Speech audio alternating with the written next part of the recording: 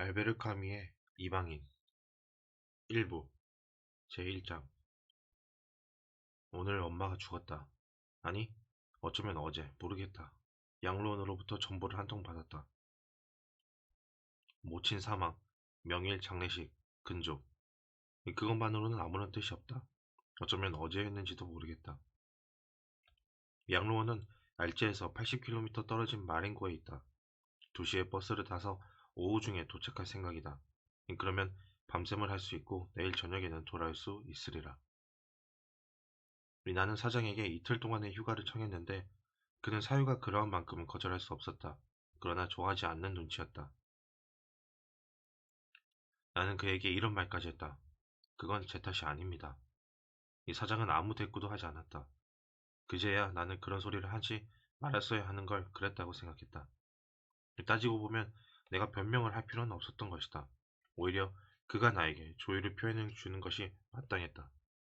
하지만 아마도 모레 내가 상복을 입고 있는 것을 보면 그는 조문 인사를 할 것이다. 지금 당장은 마치 엄마가 죽지 않은 것이나 거의 마찬가지다. 장례식을 치르고 나면 기정사실이 되어 만사가 다 공식적인 모양새를 갖추게 될 것이다.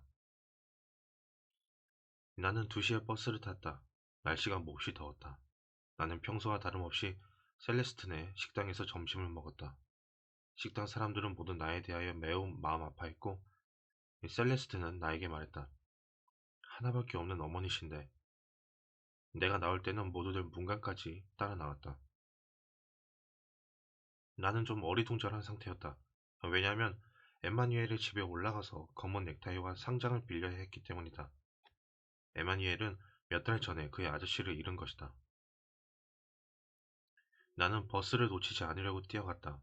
그처럼 서둘러대며 다른 방치를 친 데다 버스의 흔들림, 가솔린 냄새, 길과 하늘에 반사되는 햇빛, 아마도 그런 모든 것이 더해져 나는 졸음에 빠져버렸다.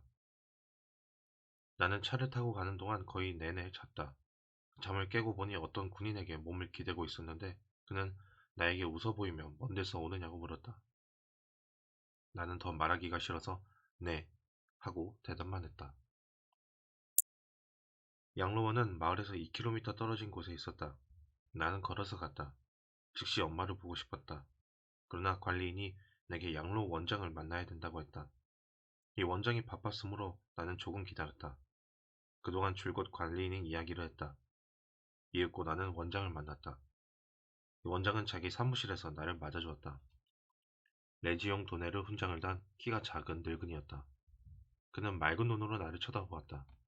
그러고는 내게 악수를 청했는데 내 손을 하도 오래 붙잡고 있어서 나는 어떻게 손을 빼내야 할지 몰랐다.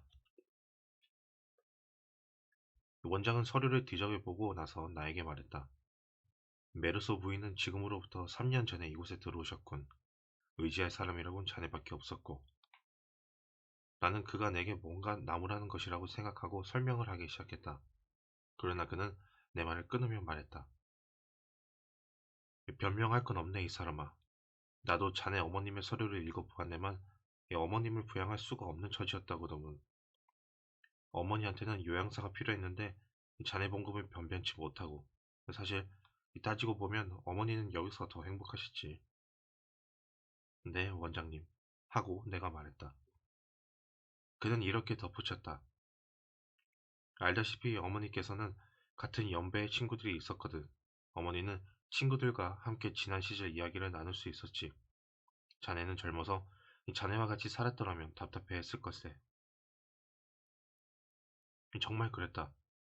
집에서 살 때 엄마는 아무 말 없이 나를 쳐다만 보며 시간을 보냈던 것이다. 양로원으로 들어간 처음 며칠 동안 엄마는 자주 울고는 했다. 그러나 그것은 습관 때문이었다. 몇 달 후에는 양로원에서 데리고 나오겠다고 하더라도 엄마는 울었을 것이다. 마찬가지로 습관 때문에 지난해에 내가 거의 양로원에 가지 않은 것도 약간은 그 때문이었다. 그리고 또한 일요일을 빼앗기기 때문이기도 했다. 이 버스를 타러 가서 표를 사가지고 2시간 동안이나 차를 타야 하는 수고는 그만두고라도 말이다.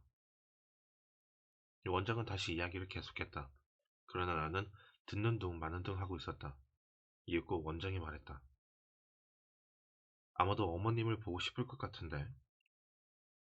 나는 아무 말 없이 일어섰고 그는 앞장서 방문을 향해 걸어갔다.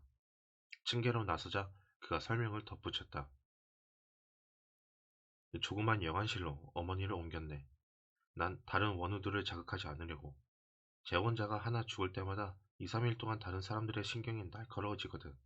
그렇게 되면 일하기가 어려워져.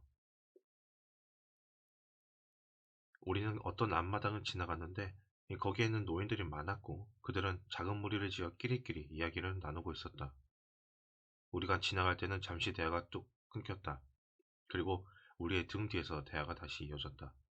마치 앵무새들이 나직하게 제잘거리는 소리 같았다. 어떤 조그만 건물의 문 앞에 이르자 원장은 나를 두고 가면 말했다. 그럼 나는 그만 가보내겠네, 메로스군. 사무실에 있을 테니 필요하면 언제든 찾아오게. 원칙적으로 장례식은 아침 10시로 예정되어 있다네. 그러면 자네가 고인 곁에서 밤샘을 할 수 있겠다 싶었지. 끝으로 한 가지 말해주자면 어머님께서는 가끔 동료 원우들에게 장례는 종교 의식에 따라 치러주었으면 한다고 말씀하셨던 걸로 알고 있네.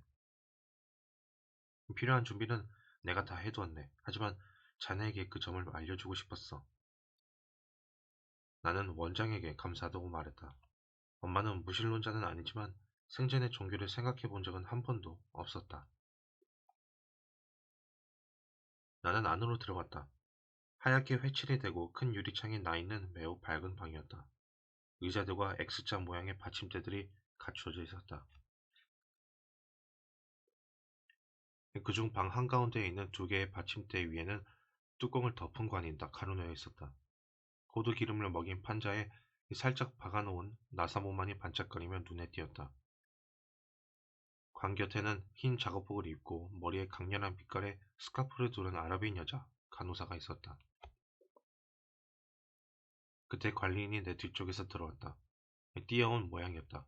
그는 좀 더듬거리며 말했다. 이 관을 닦아 놓았습니다만 어머니를 보실 수 있도록 나사못을 풀어드려야지요. 그러면서 관으로 다가가기에 나는 그를 제지했다. 그가 내게 말했다. 안 보시렵니까? 내가 대답했다. 네. 그가 멈칫했다. 나는 그런 소리는 말았어야 했다는 생각이 들어 거북했다. 조금 후 그는 나를 쳐다보면서 물었다. 왜요? 그러나 나무라는 어조는 아니었고 그저 물어나 보자는 듯한 터였다. 나는 말했다. 모르겠습니다. 그러자 그는 흰 수염을 만지작거리면서 나를 쳐다보지도 않고 말했다. 이해합니다. 푸르고 맑은 그의 눈은 아름다웠으며 얼굴빛은 조금 붉었다. 나는 그에게 의자를 권하고 자기도 내 뒤에 조금 떨어져서 앉았다. 간호사가 일어나 문으로 걸어갔다. 그때 관리인이 나에게 말했다. 이 궤양이 생겨서 저렇답니다. 나는 무슨 말인지 몰라서 간호사를 쳐다보았다. 그녀의 눈밑을 지나 머리를 한 바퀴 빙 둘러 감고 있는 띠가 보였다. 코 부분에서 띠가 불룩하지 않고 납작했다. 그녀의 얼굴에서 보이는 것은 온통 허연 띠뿐이었다. 간호사가 나가자 관리인이 말했다. 혼자 계시게 해드려야겠네요. 내가 어떤 몸짓을 했는지 모르나 그는 나가지 않고 내 뒤에 그냥 서 있었다.